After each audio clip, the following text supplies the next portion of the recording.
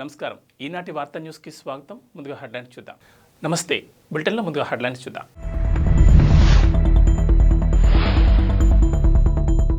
Good news. త్వరలో పట్టాలెక్కనున్న మౌలాలి హైటెక్ సిటీ MMTS.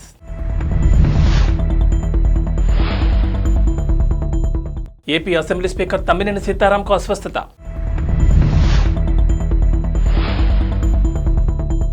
చంద్రబాబు ఆదేశాన్ని శిరసా వహిస్తా కేసినేని నాని.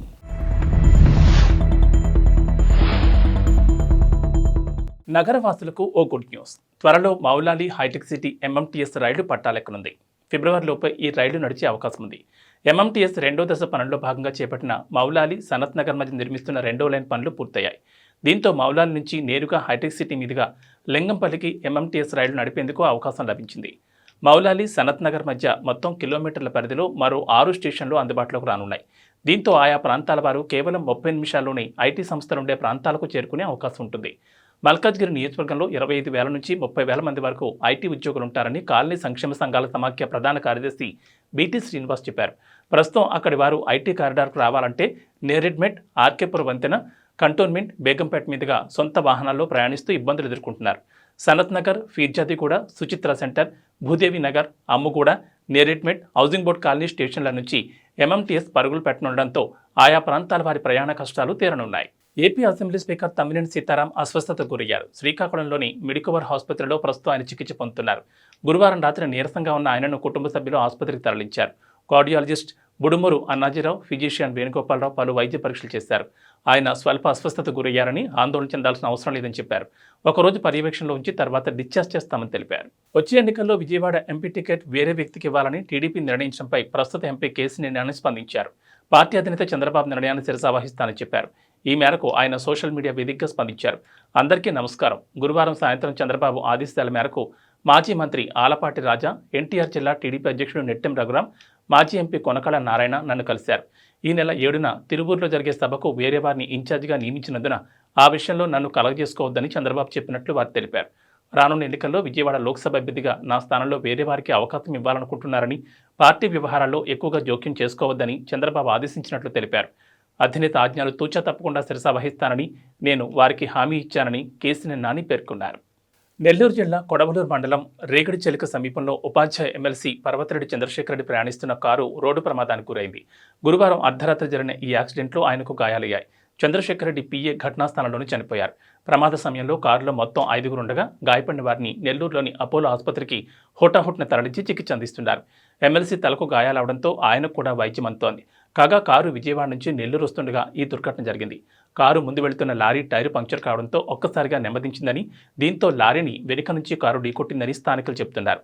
లారీని ఢీకొని డివైడర్పై పడిపోయిందని వివరించారు. కాంగ్రెస్ అగ్రనేత సోనియా గాంధీ తెలంగాణ నుంచి లోక్సభ బరిలో నిలవబోతున్నారా? ఖమ్మం లోక్సభ నుంచి ఆమె పోటీ చేయడం ఖరారైందా అంటే అవుననే సమాధానమిస్తున్నాయి ఆ పార్టీ వర్గాలు. సోనియా ఖమ్మం నుంచి పోటీ చేస్తారంటూ అధిష్టానం నుంచి రాష్ట్ర పార్టీ కీలక నేతలకు సమాచారం అందినట్లు రిపోర్టులు వెలువడుతున్నాయి. ఈ మేరకు కార్యాచరణను రూపొందించాలని అధిష్టానం సూచన చేయడంతో రాష్ట్ర కాంగ్రెస్ నేతలు ఏర్పాట్లపై దృష్టి సారించినట్లుగా తెలుస్తోంది. తెలంగాణ నుంచి సోనియా పోటీ చేయాలని కోరుతూ TPCC డిసెంబర్ నెలలోనే తీర్మానం చేసింది. ఇటీవల రెండోసారి కూడా తీర్మానం చేయగా దానిపై సోనియా గాంధీ సానుకూలంగా స్పందించారు. గతంలోనే సూత్రప్రాయ అంగీకారం తెలిపినప్పటికీ ఎక్కడి నుంచి పోటీ చేస్తారనేది తాజాగా క్లారిటీ వచ్చింది.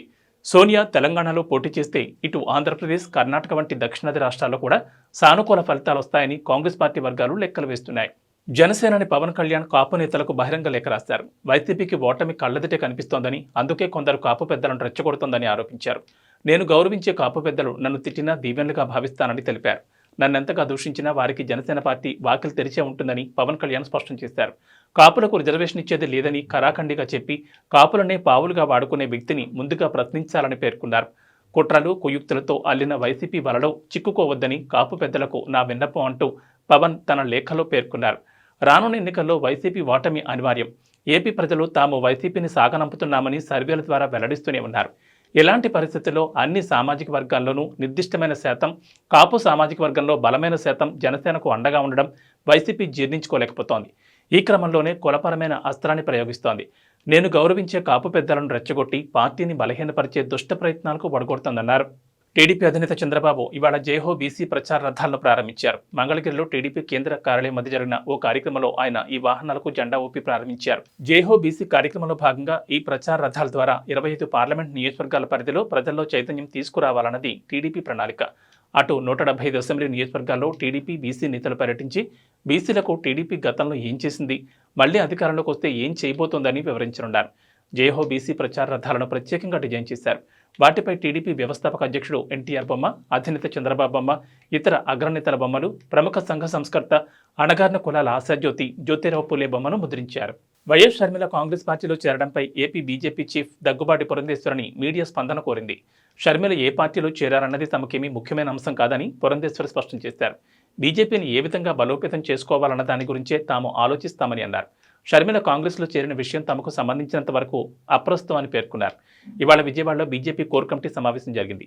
ఈ భేటీ అనంతరం పురంధేశ్వరి మాట్లాడుతూ ఏపీలో జనసేనతో తమ పొత్తు కొనసాగుతుందని ఉద్ఘాటించారు. రాష్ట్రంలో జనసేనకు తామేమీ దూరం జరగలేదని స్పష్టం చేశారు. ఇవాళ తమ సమావేశానికి బీజేపీ జాతీయ నేత శివప్రకాష్ వచ్చారని, ఆయనను మర్యాదపూర్వకంగా కలిసేందుకే నాదెండ్ల మనోహర్ కూడా వచ్చారని పురంధేశ్వరి వివరించారు. రాష్ట్రంలోని పరిస్థితులను, పొత్తుల అంశాలను శివప్రకాష్కు వివరించామని, ఆయన ఈ వివరాలన్నింటినీ బీజేపీ హైకమాండ్కు తెలియజేస్తారని తెలిపారు. మెగా డిఎస్సీ ప్రకటించాలంటూ కృష్ణా జిల్లా అవనిగడ్డలో వందలాది మంది అభ్యర్థులు రోడ్లపైకొచ్చారు. బస్టాండ్ సెంటర్లో మానవహారంగా ఏర్పడి సీఎం డౌన్ డౌన్ అంటూ నినాదాలు చేశారు. వెంటనే డిఎస్సీ ప్రకటించకపోతే తాడేపల్లి ప్యాలెస్ను ముట్టడిస్తామని అభ్యర్థులు స్పష్టం చేశారు. నిరుద్యోగులకు న్యాయం జరిగేంత వరకు పోరాటం ఆపేది లేదన్నారు. ఈ ముఖ్యమంత్రి విపక్షంలో ఉన్నప్పుడు ఊరూరా తిరిగి మన బిడ్డలు కోచింగ్ సెంటర్లలో వేలకు వేలు ఖర్చు పెట్టుకుంటున్నారు. నేను అధికారంలోకి వచ్చిన వెంటనే 25,000 టీచర్ పోస్టులతో మెగా డిఎస్సీ ప్రకటిస్తానని చెప్పి దాదాపు 5 లక్షల మంది నిరుద్యోగులను మోసం చేశాడంటూ డిఎస్సీ అభ్యర్థులు మండిపడ్డారు. విద్యార్థులు చదువుకోవడం వల్లే నిరుద్యోగుల శాతం పెరుగుతోందని విద్యాశాఖ మంత్రి అంటున్నాడని, ఆయన అలా అనడానికి సిగ్గుండాలని ఆగ్రహం వ్యక్తం చేశారు. డిఎస్సీ అభ్యర్థులు రోడ్డుపై ఆందోళన దిగిన నేపథ్యంలో పోలీసులు వారిని వాహనాల్లో ఎక్కించి అక్కడి నుంచి తరలించేందుకు ప్రయత్నించారు.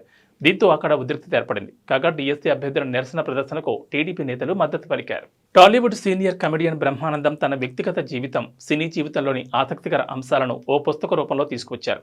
ఆ పుస్తకం పేరు నేను మీ బ్రహ్మానందం. ఇందులో తనకు గురు సమానుడైన జంజాల గురించి, సన్నిహితుడైన మెగాస్టార్ చిరంజీవి గురించి పలు విషయాలను బ్రహ్మానందం పంచుకున్నారు. ఓసారి వాళ్ళిద్దరి కారణంగా తాను దొంగ అనిపించుకోవాల్సి వచ్చిందని వెల్లడించారు.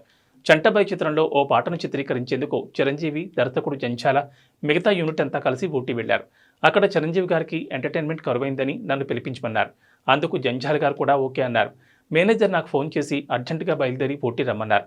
ఆ సమయంలో నేను అత్తెల్లో ఉన్నాను. దాంతో వెంటనే బయలుదేరాను. నా మీద ప్రేమతో కాకపోయినా పిలిచింది చిరంజీవి గారు కావడంతో నాకు సప్తగిరి ఎక్స్ప్రెస్లో ఏసీ కోచ్లో టికెట్ బుక్ చేశారు. ఆ ఏసీ కోచ్లో డబ్బులు ఇస్తే దుప్పట్లు ఇస్తారన్న విషయం తెలియక ప్రయాణం అంతా చలికి వణికిపోయాను. కోయంబత్తూరులో దిగ్గానే ప్రొడక్షన్ మేనేజర్ వచ్చి నన్ను రిసీవ్ చేసుకున్నాడు. చిరంజీవి గారు బస్ చేసిన హోటల్లోని ఆయన సూట్ పక్కనే నాకు సూట్ బుక్ చేశారు. అక్కడున్న 2 రోజులు చిరంజీవిని, జంజాల గారిని నవ్విస్తూనే ఉన్నానని ఆయన చెప్పుకొచ్చారు. ఏబీ బులెటిన్ విశేషాలు. నమస్కారం.